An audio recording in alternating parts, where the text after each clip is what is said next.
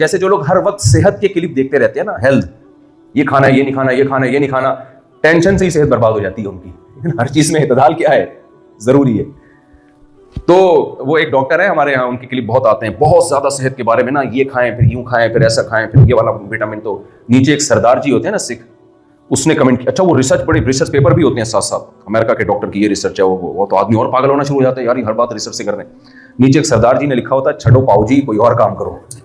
لوگوں کو جینے دو. مجھے بڑا اچھا لگا اس کا انگلش میں نا ایسے پنجابی لکھی ہوئی تھی، چھڈو پاؤ جی لوگوں کو جینے دو. مجھے بڑا اچھا لگا. تو میں یس کر رہا تھا رسول اللہ صلی اللہ علیہ وسلم کوئی بہت بڑے اس زمانے کے اسکالر ہوتے، کوئی یونیورسٹی سے فارغ ہوتے، پھر آپ یہ اتنا بڑا دعویٰ کرتے تو بھی ایک الزام بن سکتا تھا کہ بھائی بہت زیادہ پڑھ لکھنے سے بعض دفعہ انسان بڑی بڑی باتیں کرنا شروع کر دیتا ہے.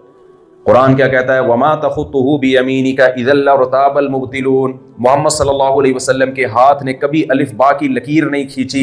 اگر ایسا کیا ہوتا تو تم کہتے، تم شک میں پڑ جاتے کہ یہ جو قرآن پیش کر رہے ہیں، یہ جو قانون پیش کر رہے ہیں، یہ ہو سکتا ہے ان کا گڑا ہوا ہو. اللہ کہتے ہیں جس شخصیت نے الف اور با کبھی لکھا نہیں، جو الف اور با کا فرق نہیں جانتے، وہ اتنا زبردست ضابطۂ حیات کیسے پیش کر سکتے ہیں؟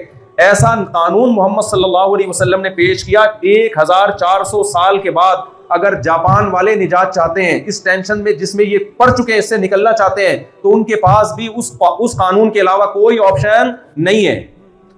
سب کچھ ہونے کے باوجود بھی میں جب بعض حالات سنتا ہوں تو حیران ہو جاتا ہوں، جو دیکھتا ہوں حالات حیران ہو جاتا ہوں.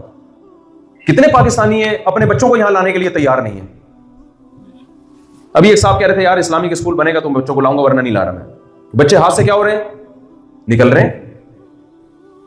ایسے اخلاق کا کیا کرنا ہے بھائی؟ جب انسان اپنے باپ کو نہ پوچھے، اپنی ماں کو نہ پوچھے، اپنی بیوی پہ خرچ نہ کرے، اپنی بیٹیوں کی فکر نہ کرے، یہ تو انفرادی زندگی ہو گئی نا انسان کی. آپ بتاؤ انسان کو اللہ نے خاندانوں میں پیدا کیا، یہ ایسے ہی جیسے جو گھوڑے گدھے ہوتے ہیں، بکرے ہوتے ہیں، بکرے کو پتا ہوتا ہے اس کی اماں کون ہے ابا کون ہے؟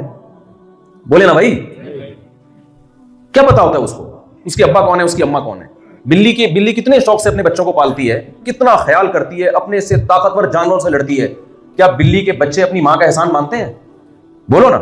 میں تو مرغیاں پالتا ہوں، مرغی اس قدر طاقتور ہو جاتی ہے اپنے بچوں کے پیدا ہونے کے بعد، چیل کووں سے لڑتی ہے، اپنے سے طاقتور سے لڑتی ہے، بلی سے لڑتی ہے. حالانکہ بلی چاہے تو ایک نوالے میں مرغی کو کھا سکتی ہے، لیکن بچے ہونے کے بعد بلی مرغی کی طرف نہیں بڑھتی. کیا یہ چوزے بڑے ہو کر اپنی ماں کا حق پہچانتے ہیں؟ یہی کام اگر انسان شروع کر دے تو انسان میں اور گدے گھوڑوں اور کتوں بلوں میں کوئی فرق رہ جائے گا؟ خالی ترقی کا جو بھوت سوار ہو گیا نا ہمارے دماغوں پر، اس کو دماغ سے نکالنا ضروری ہے. سب کچھ یہ مادی ترقی نہیں ہوتی، اخلاقی ترقی پہلے ہے، مادی ترقی اس کے بعد ہے. فرعون مادی ترقی کی عروج پر تھا، اخلاقی تنزل کا شکار تھا. موسیٰ علیہ السلام مادی ترقی میں تنزل پر تھے، اخلاقی ترقی میں انتہائی عروج پر تھے.